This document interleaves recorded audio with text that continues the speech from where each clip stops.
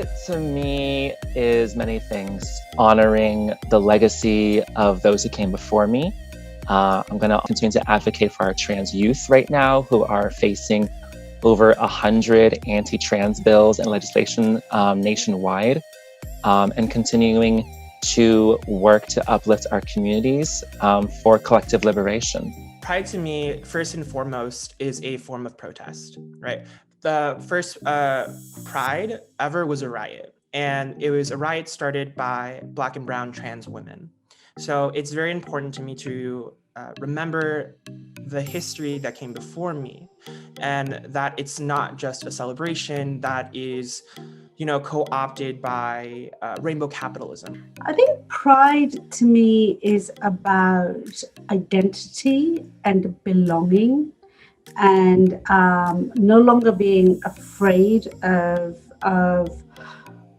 sort of like the constituent parts of our identity, and owning them with joy and not with shame. And it helps us to be able to be a good leaders and examples of the community, not only for the LGBTQIA, but the general public, the general community. Pride for me means self-acceptance, self-love, because I've learned is how can you accept others when you can't even accept yourself first? How are people going to accept you if you don't know how to accept yourself first? It was one of the greatest realizations for myself, and it made it possible for me to live my truest life. And if I'm going to be an artist and an actor, then it's all about honesty, and I was so happy that I was able to just settle into that part of myself. For me, Pride is remembering that I'm able to walk down the street holding my girlfriend's hand because a Black trans woman took up a brick and threw it at a police officer and started a riot. That's how we got here. Every day is a celebration as a queer person. I celebrate my queerness by being myself and being proud of it. Everything I do in my art is part of that queerness. And the successes we've had throughout the years and the continued struggle politically. But definitely, I celebrate queerness by being Cesar Conde. Yes, it is a celebration. It can be a place of safety where we can just be out and about and love who we want to love and outwardly show that love, right? But I think it's also important that, a lot of members of the LGBTQIA community are still fighting for their rights, fighting for their lives.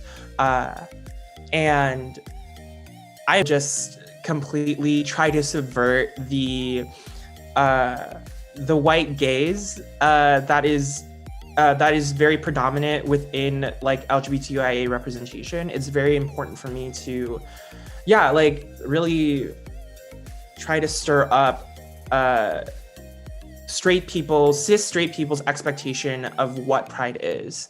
And what Pride really means. I definitely celebrate it by organizing around these topics.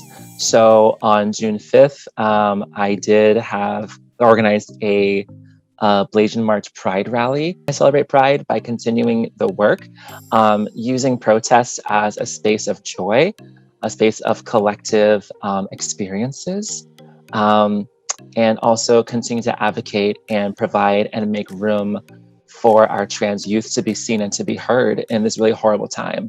So how I celebrate Pride now is, as I said, just walking down the street holding my girlfriend's hand. That's Pride for me. And I do that every day. I don't just do it in June. I do it all the time.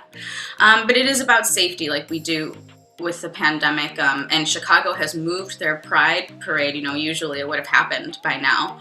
But now I think it's going to be in October, which I'm also thrilled for. And then I'm celebrating Pride by just going to trying to spend my money in places that I know give support and hold space for the Pride community. I'm collaborating with one of my dear friends who is the founder of Rebirth Garments, which is an LGBT organization focusing on the disabled and providing accessible clothing. And for me, running a Filipino-owned cosmetics line, I wanted to make sure that we spread the awareness where you guys make a purchase, we also give back at the same time. And with my role, being able to give back truly means a lot because it allows my community to feel involved and connected. With or without the pandemic, I always start the month. In my head, it's always, I get a shirt.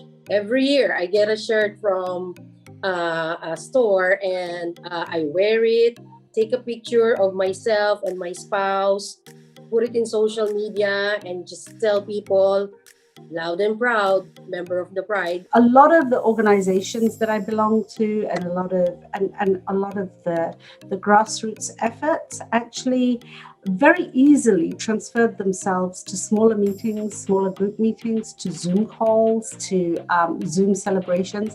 I mean, the number of annual galas that happened via Zoom. And as a community, we all came together. We knew that it was going to be a difficult year, difficult few, probably difficult couple of years. And so we've come up with fairly innovative ways of remaining in touch. To celebrate Pride, for me, is taking up as much space as possible, being as loud and myself as possible, taking up space with my chosen family, with the people who I love. There's always going to be people on the wrong side of it as we move forward. But for me, Pride is remembering that we've come so far and that we still have further to go.